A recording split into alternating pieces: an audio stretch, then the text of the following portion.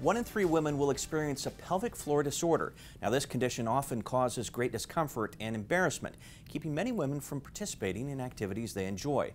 Our team of urogynecologists used a personalized approach to evaluate and treat pelvic floor disorders in the least invasive and most comfortable way possible. Our experts will answer your questions coming up right now on At the Forefront Live.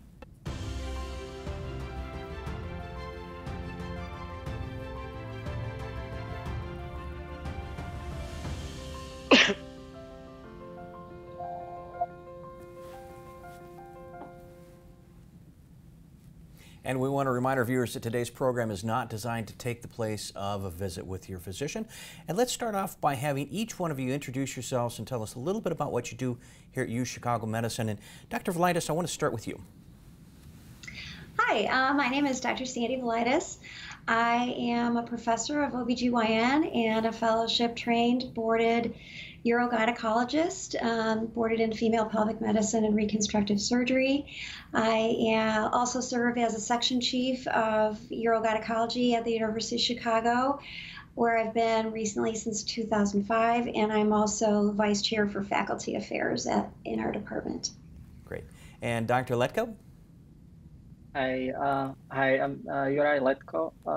I'm a urogynecologist. I'm an assistant professor of obstetrics and gynecology at the University of Chicago. I trained, my background is I trained as a urologist in Europe, and then I did residency in obstetrics and gynecology in the United States, and subsequently fellowship training and board certification in female pelvic medicine and reconstructive surgery. Okay, we're going to start off with kind of just in broad general terms, and then we'll kind of narrow down our questions as we go. And Dr. Letko, I'm going to start with you, and just if you can tell us a little bit about urogynecology and what that is and what kind of patients you take care of. Well, urogynecology is a subspecialty that it's called female pelvic medicine and reconstructive surgery. It's a subspecialty between urology and gynecology. We take care of pelvic floor disorders. The bread and butter, the most common conditions that we take care of are pelvic organ prolapse and urinary incontinence. But we deal also with a lot of complex problems like urogenital fistulas, mesh complications, recurrent symptoms after pelvic organ prolapse surgeries or urinary incontinence surgeries. And we work in a collaboration with other subspecialties and specialties that deal with these problems under a umbrella of Center of Pelvic Health at the University of Chicago. And these include urology, colorectal surgery, pelvic floor physical therapy, radiology, as well as plastic surgery. And we do want to remind our viewers that we will take your questions live on the air, so just type them in the comments section either on Facebook, and of course we're broadcasting now live on YouTube as well, so you can type them in the comments section there as well, and we'll try to get to as many questions as possible over the next half hour. Now, Dr. Valaitis, if you can tell us a little bit about, Dr. Letko just mentioned a fistula, which is one of the more complex things that you deal with. Can you tell us what that is? Oh gosh, a fistula is an abnormal communication between two organs. Most commonly, what we deal with in urogynecology is what's called a vesicovaginal fistula, which is a communication that forms between the bladder and the vagina. There's also something called a rectovaginal fistula, which is an abnormal communication between the rectum and the vagina. And there's also something called a ureterovaginal fistula, which is an abnormal communication between the ureter, which is the tube that drains the kidney into the bladder, and the vagina. And then there's something called a urethrovaginal fistula, which is a communication between the urethra and the vagina. And these can be the result of a variety of things. Typically, they might occur after some type of surgery, like a hysterectomy, or after some type of infection, like diverticulitis, or after childbirth. One might develop some type of a fistula. Typically, a rectovaginal fistula can occur after a bad tear during a delivery. radiation or cancer might be causes for these problems as well, or sometimes inflammatory bowel disease like Crohn's disease or ulcerative colitis can result in these kinds of problems, and they can be quite difficult to manage, and they're extremely distressing for patients to have them. You know, it's interesting. We had the opportunity, we were very fortunate to talk to a patient, Lisa Wells, and she was very kind and wanted to share her story. And we're going to have several sound bites that we'll play from her throughout the program. And she kind of talked about, you know, just the impact that this had on her. And John, let's play the first sound bite when she talks a little bit about her background of her situation. And this is, I believe, before she came to UChicago Medicine. Overnight, they ran the test just to see if there was any fluid leakage. And I didn't realize that they were checking my bladder. And then the next morning, that's when it was explained to me that there was a hole in my bladder, or what? Well, there was, but it was a vesicovaginal fistula, which I never heard of. And I was like, what is that? And basically, it was explained that it's like a tunnel opens up between, you know, the bladder, which mine was at the back and the bottom of my bladder, and at the very top of the near the top of the vaginal cuff. And so it's like two openings and a tunnel between them. So essentially what I thought was surgical fluid was urine, but it was just draining straight through. So as a result of that, they gave me a catheter. And so you come out of surgery with a catheter, and I was told that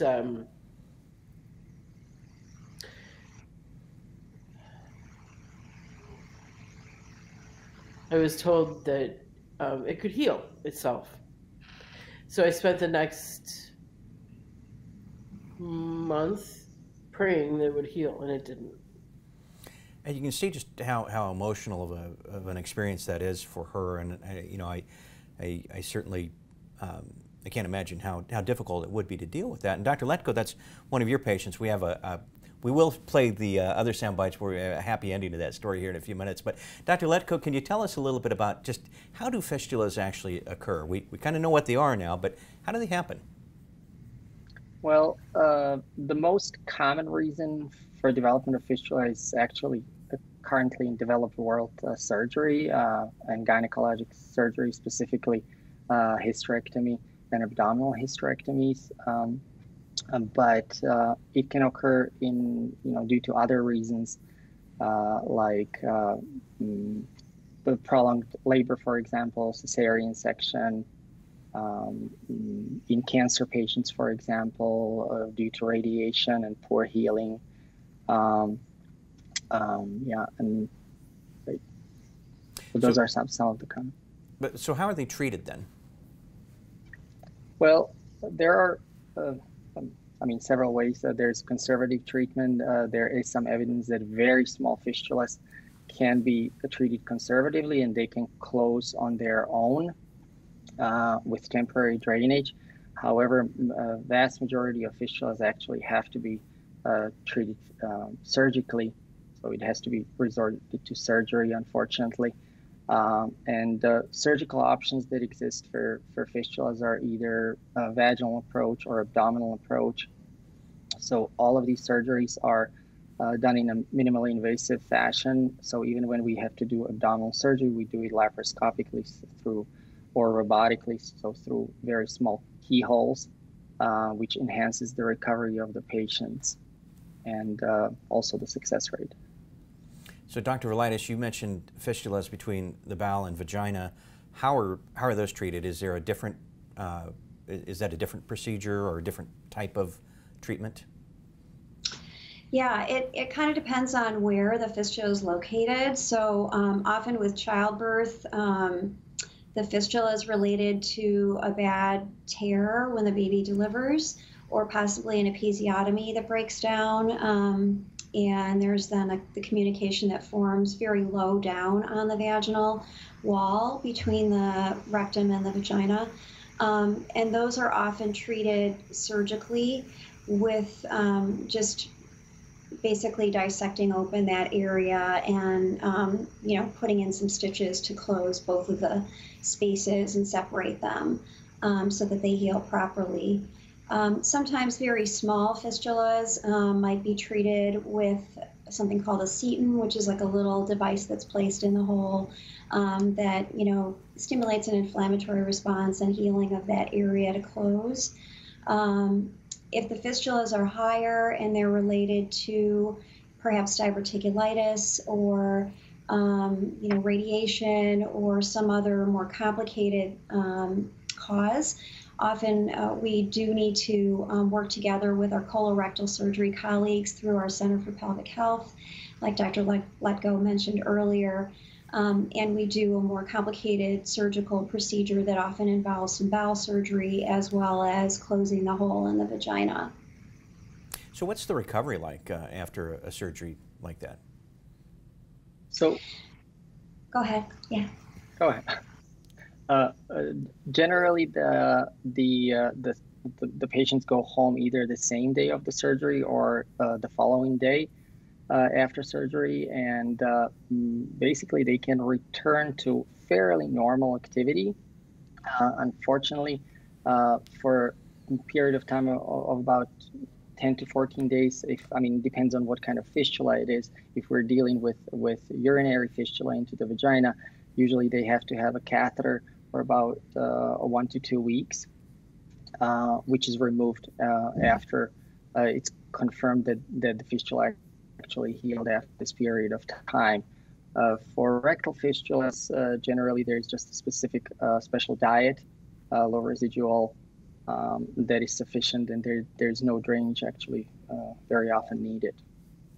So let's hear a little bit more about Lisa's story, and we're going to play the second soundbite, John, where she talks about taking control of her destiny. And this is where she started doing some research, and eventually it led her here to UChicago Medicine. And I'm thinking, for goodness sake, I've been a journalist for how long?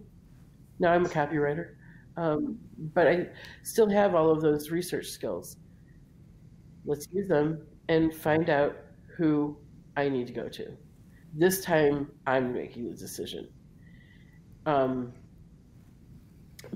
dad had been at University of Chicago hospitals many years ago in the early 90s with a glioblastoma brain cancer tumor. And while that's nothing that you want to have, and that in itself isn't a good experience, the people at that hospital and the doctors that we dealt with were amazing. And so I decided that I wanted to find someone connected with that hospital. And that was a Thursday that I called when I got home. So within 2.5 hours of my disappointment, I had an appointment for the following Tuesday. That's pretty good. And we'll play the third soundbite here in a few moments, but it's the care that she received is by your team, obviously, is quite good. Dr. Valaitis, can you tell us, one of the things that, as we started the program, we talked a little bit about pelvic organ prolapse. And let's start, first of all, if you can, just tell us what that is. So pelvic organ prolapse is a very common condition that affects women, and it creates basically a loss of support of the vaginal walls, such that the pelvic organs, the bladder, the uterus, and the rectum can then start to pouch down, creating a bulge in the vaginal wall, which can sometimes start to protrude out through the vaginal opening, which can be very distressing. You're not supposed to have things bulging there if you're a woman. So that often creates a lot of distress. It's not usually painful, but it can be uncomfortable. You sort of feel it there, gets in the way. People become quite self-conscious, and there are many things that we can do to help with that problem. Great. And Dr. Letko, how common is that?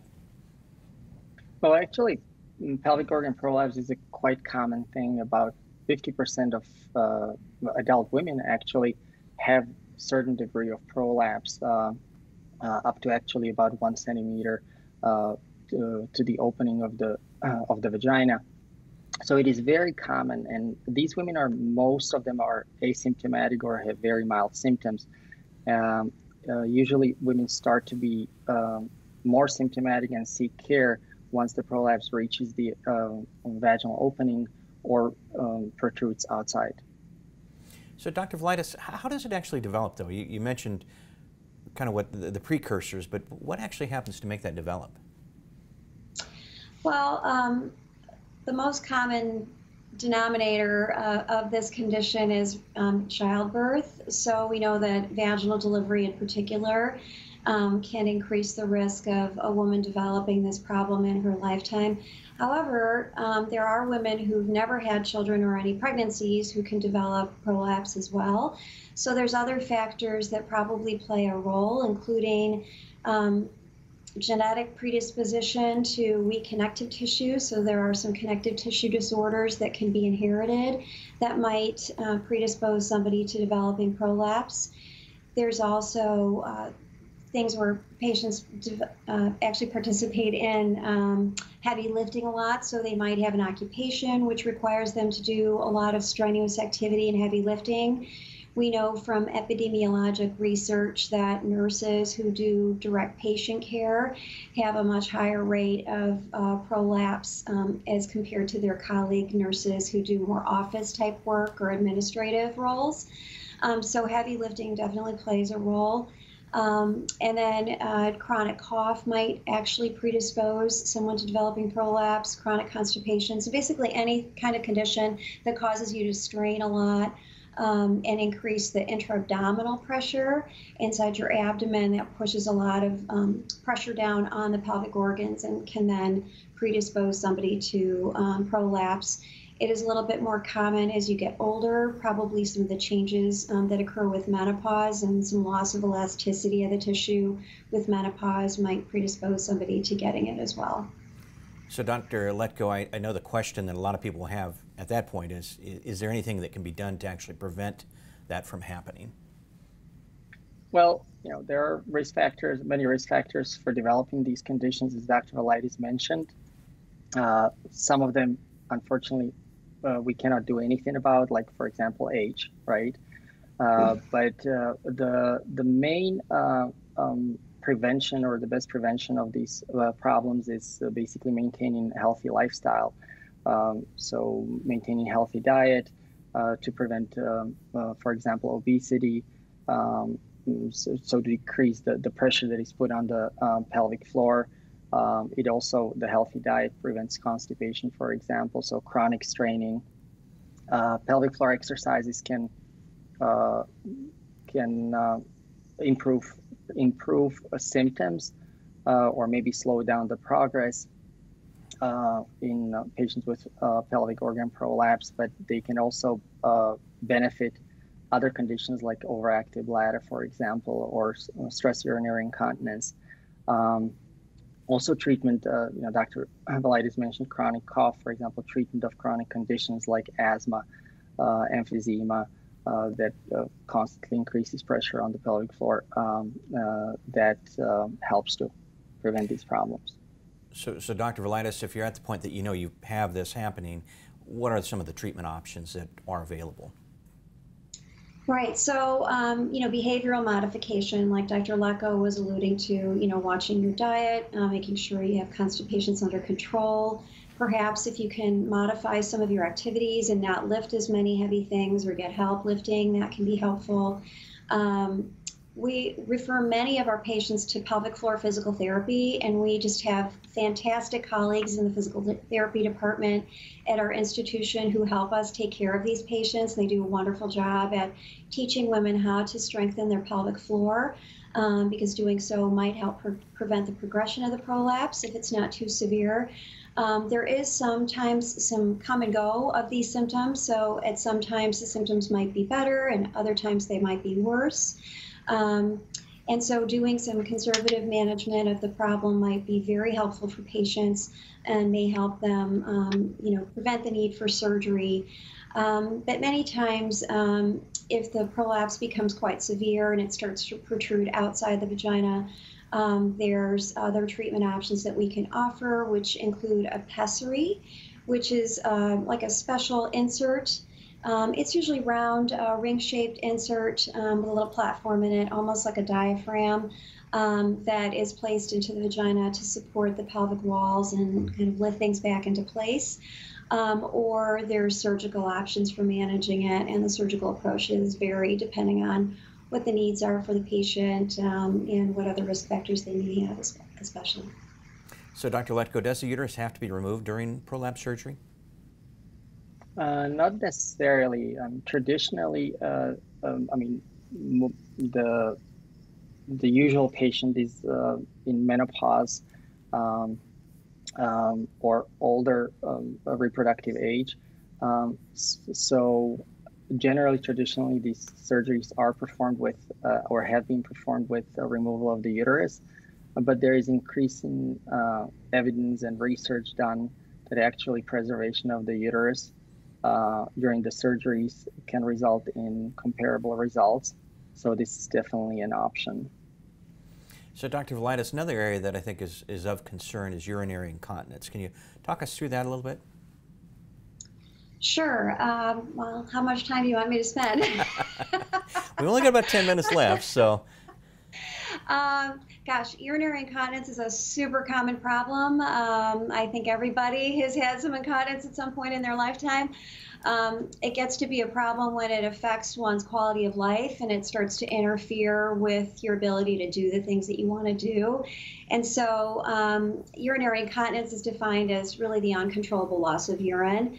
And for many women, it can occur daily or multiple times a day, such that they need to, wear protective garments or pads or diapers to manage the problem. They might have to change their clothing.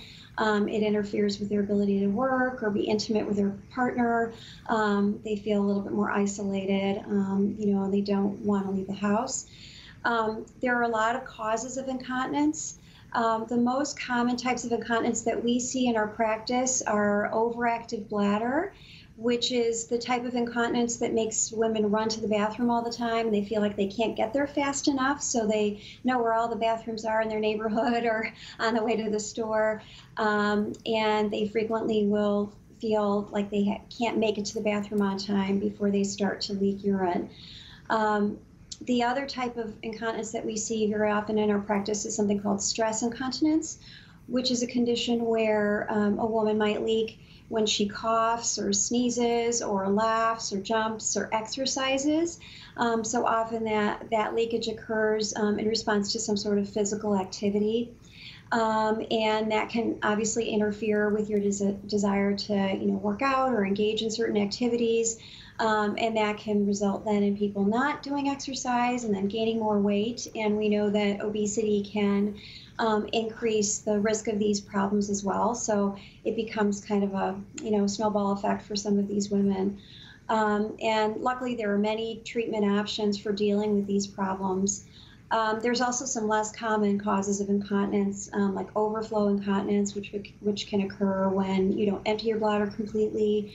There can be incontinence related to mobility issues or dementia in older patients.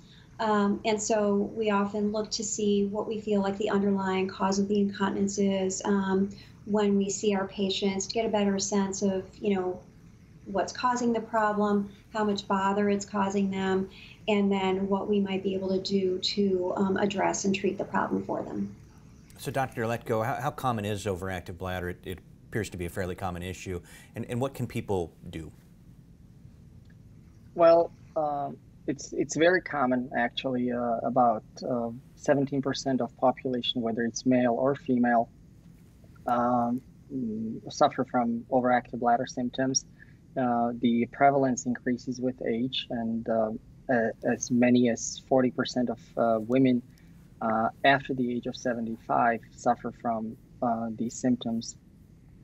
The difference between men and women is that actually, unfortunately, women suffer more because they tend to have a more urinary incontinence. So it's more bothersome. Their quality of life is significantly more decreased. So, Dr. Valaitis, you mentioned stress incontinence just a few minutes ago. What are some of the treatments that are possible there? Right. So again, working with our colleagues in physical therapy can be helpful. So if we can strengthen a woman's pelvic floor muscles, often they'll have better control over their incontinence and might have some alleviation of their symptoms.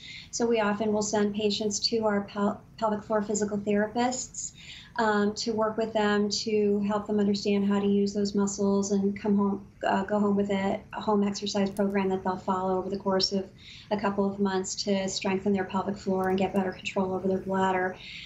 There's also some devices that can be inserted into the vagina to provide support to the bladder and perhaps decrease the amount of urinary leakage that occurs.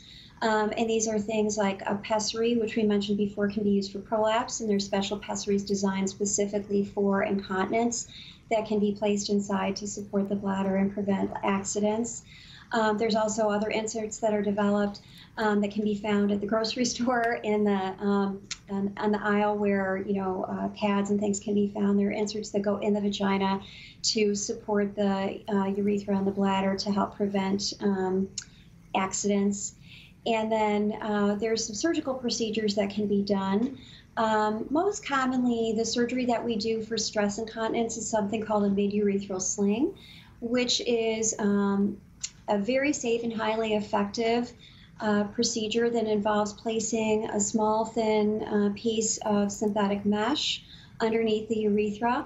And most commonly, we will then slide that mesh up behind the pubic bone, where it will kind of rest with very minimal tension underneath the urethra, be covered by the vaginal wall, and it'll provide support to the urethra so that when the patient coughs and bears down and sneezes, she'll be able to hold her urine in and won't be leaking anymore. And it seems to be quite durable, very effective for managing this problem surgically.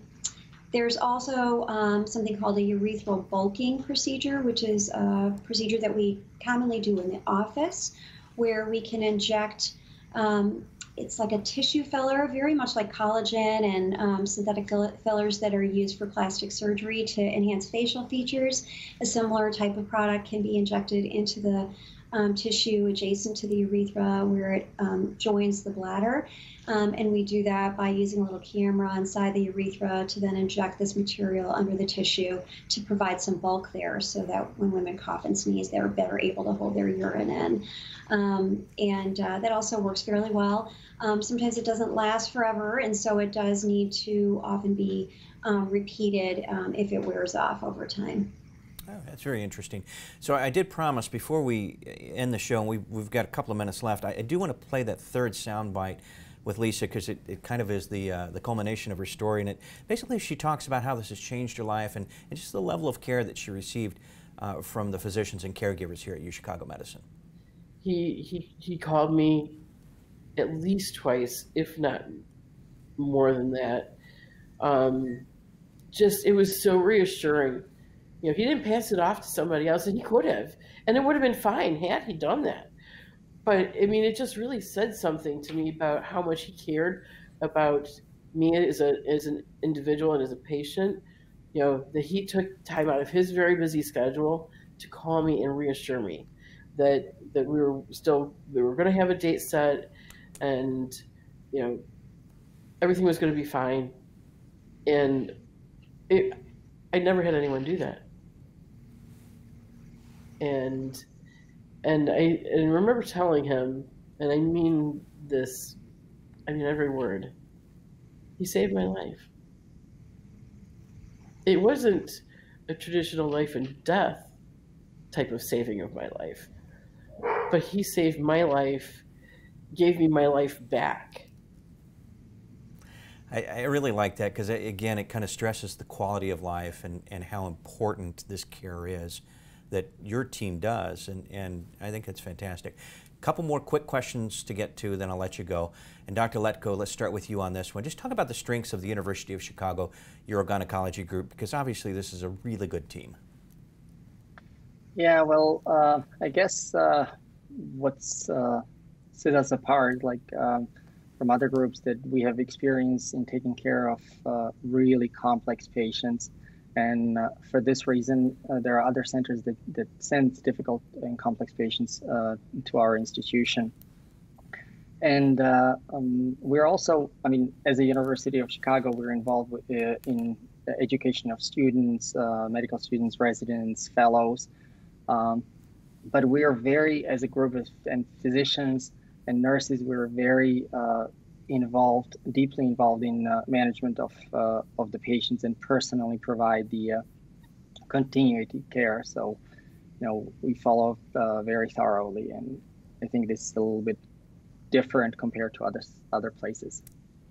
And Dr. Valaitis, I'm going to have you end us, but talk to us a little bit about care during the pandemic, because that's on a lot of people's minds. Is it safe to come and get care for these conditions, which I know it is, but you can talk about that a little bit more. And we don't want people, obviously, to put off their medical care, because they shouldn't have to live with conditions that can be cared for. Absolutely. I'm so glad that you brought that up. So many of our patients are older because these problems do tend to affect women that are, you know, of a more mature age. And many of them are a little nervous to leave the house, you know, for fear of exposure. We're very grateful that the vaccine is coming out and that it's safe, and that our patients are now being able to have access to it. So that'll make things a lot easier and put people at ease. But I'd also like to say that the University of Chicago has just done an absolutely incredible job of managing our care of patients during this pandemic, especially, you know, providing a safe environment in which we can see patients and take care of them. And I am in the clinic every week. I'm in the operating room every week. And I can attest to the safety, cleanliness, and extreme care to which we manage our patients to make sure that we prevent any kind of spread of the virus and provide a safe environment for patients to be seen in and have their surgery in. I myself have not had any exposure to COVID and have tested negative the whole time. And I think that's an attestation to the safety of the environment that we work in, and also the safety of the environment that we provide for our patients. So it's very safe. And actually, we don't want people to neglect their care. I think all of us have seen examples of patients who've waited far too long to manage this problem. On average, women will wait at least 5 years before they seek care for pelvic floor disorders of any kind. And that's a long time to be feeling isolated and distressed and self-conscious and socially distant from people that you want to spend time with because of a condition that's highly treatable. So I just want to, you know, stress the importance that we are here for people who suffer from this condition. We have so many things to offer our patients, and the environment that we provide for you is very safe, clean, and extremely safe as far as this pandemic goes. So we encourage people to come out and seek help from us. Well put. And thank you so much for sharing this important information with our audience. We certainly appreciate it. And thank you to our viewers today. Please remember to check out our Facebook page for our scheduled programs that are coming up in the future. And to make an appointment, go online to UChicagoMedicine.org, or you can call 888-824-0200. Thanks again for being with us today, and I hope everyone has a great weekend.